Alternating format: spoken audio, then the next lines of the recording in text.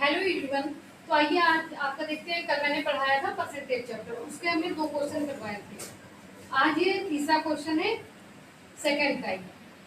तो आइए देखते हैं इसकी कैसे सॉल्व ट्रिक होगी, ये कैसे सॉल्व होगा। तो क्वेश्चन मेरा है कि एक व्यक्ति अपनी आय का 35% बचत करता है। यदि खर्च और बचत का अंतर 900 रुपये हो तो उसकी बचत कितनी होगी। तो आइए इसको सॉल्व करते हैं। तो हमने मान लिया उसकी आय 100%, उसकी किसी व्यक्ति की आय में 100 मान ली। अब क्वेश्चन में कह रहा है कि अपनी आय का 35% बचत करता है। तो ये 35% बचत करना, बचत को प्लस से डिनोट करेंगे और खर्च को माइनस से। तो जब 100 में वो 35% बचत कर रहा है तो 100 में 35 प्लस करेंगे तो वो खर्च कितना कर रहा है, 65%। ये खर्च कर रहा है। अब कह रहा है यदि खर्च और बचत का अंतर 900 रुपये हो तो हमारे अकॉर्डिंग कितना अंतर है। ये मेरा बचत है, ये खर्च में, हमारे अकॉर्डिंग इसको लेस कर लेंगे। इसमें हमारे अकॉर्डिंग अंतर है 30 का, क्वेश्चन के अकॉर्डिंग 900 का है, 900 का। तो इस वैल्यू के बराबर कर लेंगे। अब एक की वैल्यू निकाल लेंगे, 30 आएगी।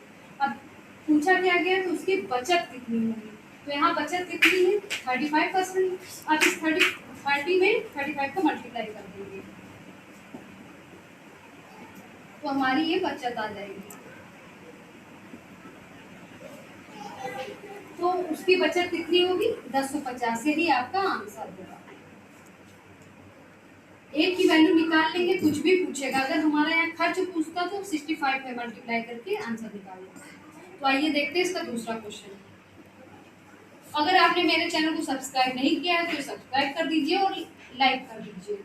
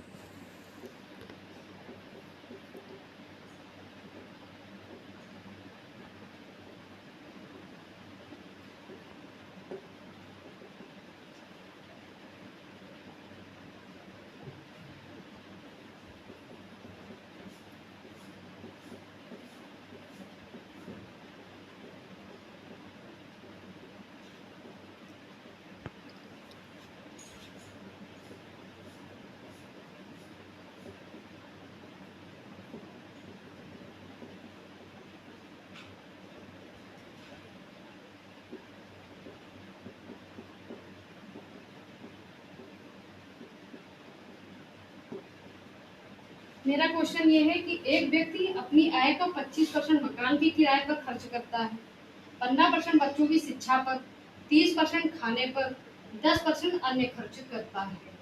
यदि अब उसके पास 6000 रुपये शेष बचे हों तो बताइए उसकी आय कितनी थी।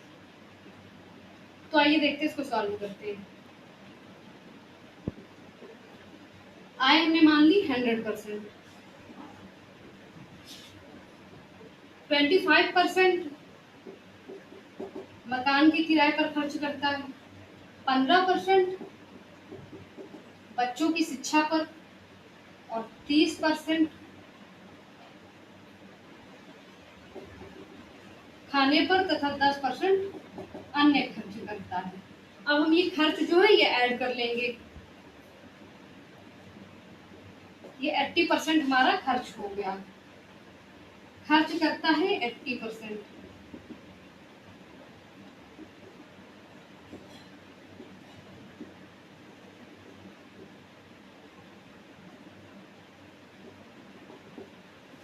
और जब 80% खर्च कर रहा है तो 100 में 80 जब चले जाएंगे तो 20% वो बचत करेगा।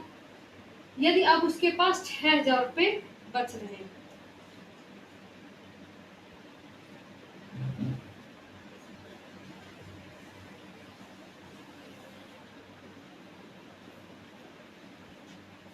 हमारे अकॉर्डिंग 20 बच रहा है, क्वेश्चन के अकॉर्डिंग उसके पास 6,000, एक की वैल्यू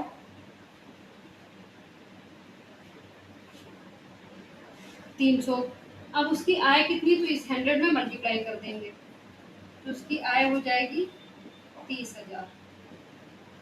यही आंसर होगा आपका।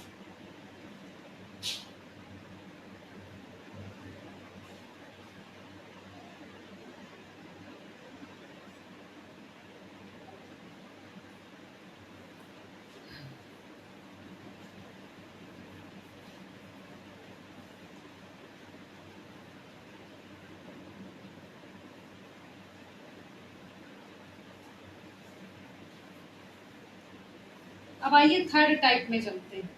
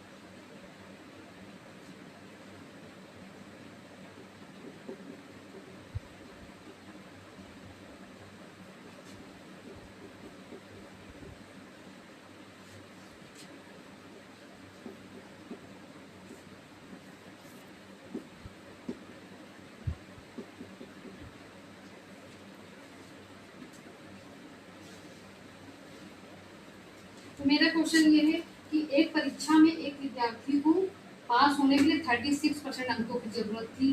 वह 140 अंक प्राप्त करता है और 40 अंकों से फेल हो जाता है।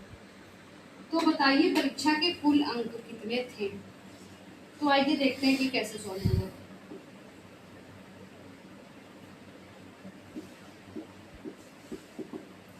36 अंकों की जरूरत 36% अंकों की जरूरत थी विद्यार्थी को पास होने के लिए, लेकिन उसको वह 140 अंक प्राप्त करता है।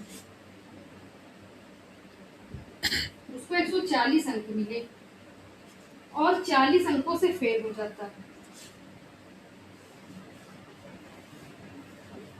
140 अंक प्राप्त करते और 40 अंकों से फेल हो जाता है। अगर वो 40 अंक मिल जाते तो वो पास हो जाता।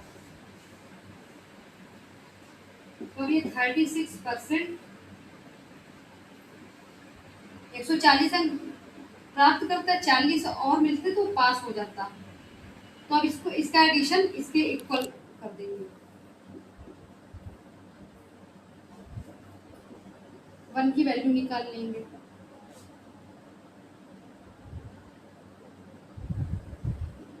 वन की वैल्यू 5 आएगी।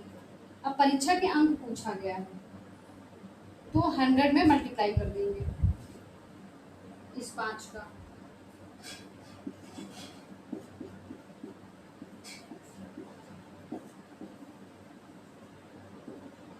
यही आंसर होगा। परीक्षा कुल कितने अंक की थी? तो 500 नंबर की थी।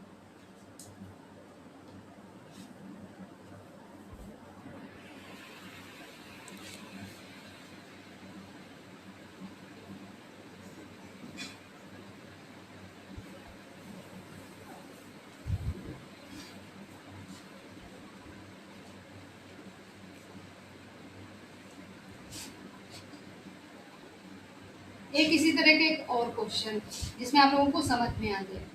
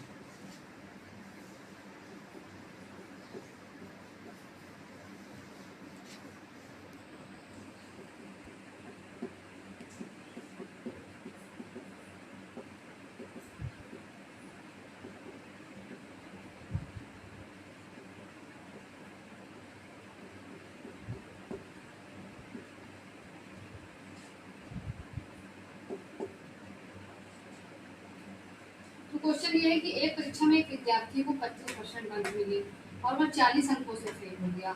एक दूसरे विद्यार्थी को 40% अंक मिले और वह पास होने से 20 अंक अधिक प्राप्त करता है। तो परीक्षा कितने अंक की है? तो इसको भी सेम वैसे ही सॉल्व करेंगे। एक परीक्षा में वहां पे पहले वाले क्वेश्चन में एक विद्यार्थी थे, दो विद्यार्थियों की बात करी तो एक विद्यार्थी को 25% अंक मिले और वह 40 अंकों से फेल हो गया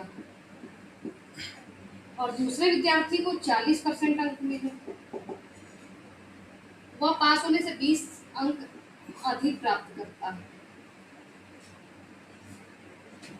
तो अब हम इन दोनों का डिफरेंस देख लेंगे।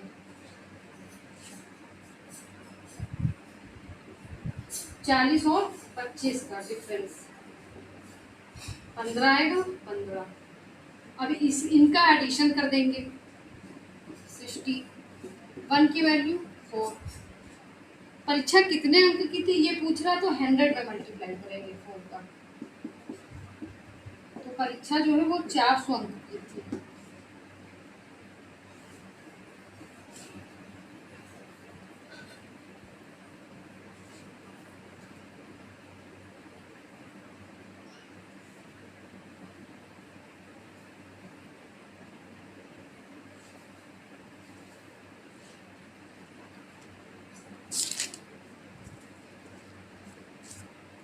अब आप लोगों को हम चुनाव वाले क्वेश्चन करवाते हैं। चुनाव वाले क्वेश्चन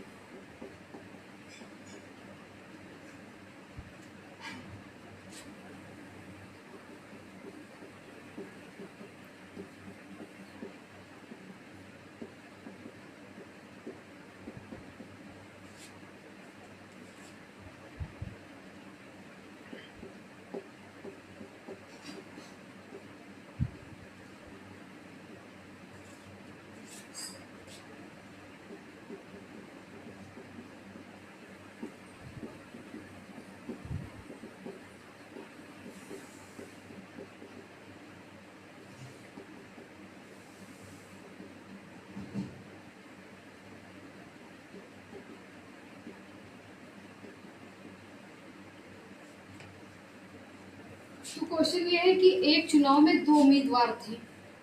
एक उम्मीदवार को कुल मतों का 40% वोट प्राप्त हुआ और वह चुनाव हार गया। जीतने वाले उम्मीदवार को 4200 मत प्राप्त हुए। तो बताइए चुनाव में कुल मतों की संख्या कितनी थी। तो यहाँ भी सेम वैसे ही प्रोसेस है, हम 100 टोटल मतों की संख्या 100 मान लेंगे। दो लोग हैं, एक उम्मीदवार को कुल मतों का 40%, ये कुल मत मान लिया, 40% एक को प्राप्त हुए। तो जब इसको 40 प्राप्त हुए तो इसको 60 प्राप्त होंगे। जीतने वाले उम्मीदवार को 4200 मत प्राप्त हुए। तो हमारे अकॉर्डिंग जीतने वाले को 60% मत प्राप्त हुए और क्वेश्चन के अकॉर्डिंग 4200। तो दोनों की वैल्यू को इक्वल कर लेंगे। तो 60 इज इक्वल टू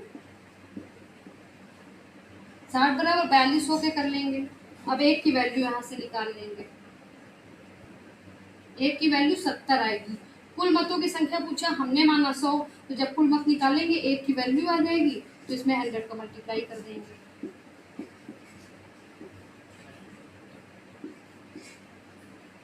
कुल मत जो है वो 7000 आएंगे। टोटल मतों की संख्या जो है वो 7000 होगी।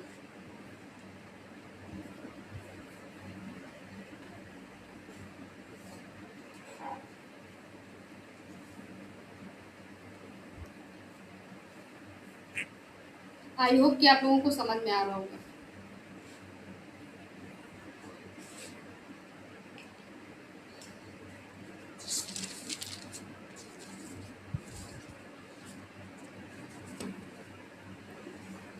अभी दो उम्मीदवार वाला था, आप एक क्वेश्चन देखेंगे जिसमें 3 उम्मीदवार होंगे। तो आइए देखते हैं।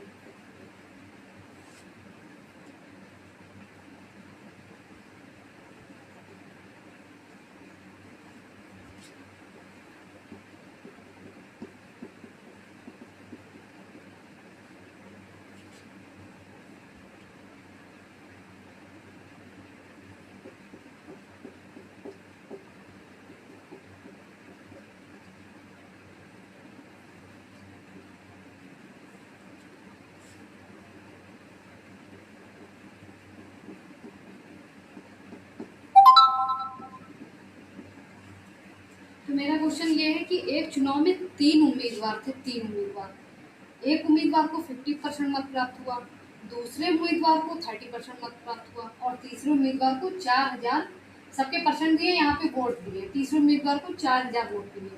तो बताइए दूसरे उम्मीदवार को कितने मत मिले। तो हमने 100% मान लिया।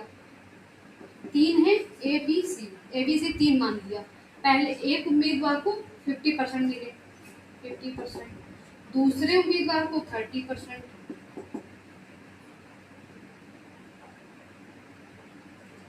100% टोटल होता है। एक उम्मीदवार को 50, दूसरे को 30, तो तीसरे को 20%। तीसरे को यहाँ पे दिया वोट, हमारे अकॉर्डिंग 20% मिले, इनके अकॉर्डिंग 4000। तो एक की वैल्यू निकाल लेंगे। 20 इज इक्वल टू 4000। 1 की वैल्यू यहाँ से निकल आएगी 200। अब पूछा क्या दूसरे उम्मीदवार को कितने मत मिले, तो दूसरे उम्मीदवार को 30% मिले हैं, तो ये 200 का मल्टीप्लाई जो है यहाँ 30 में कर देंगे।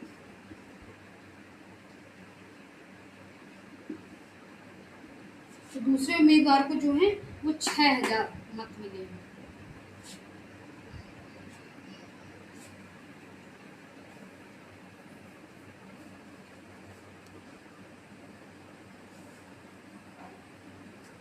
आज के लिए इतना ही, बाकी के नए क्वेश्चंस कर लोगे पार्ट 3 में। Okay, thank you.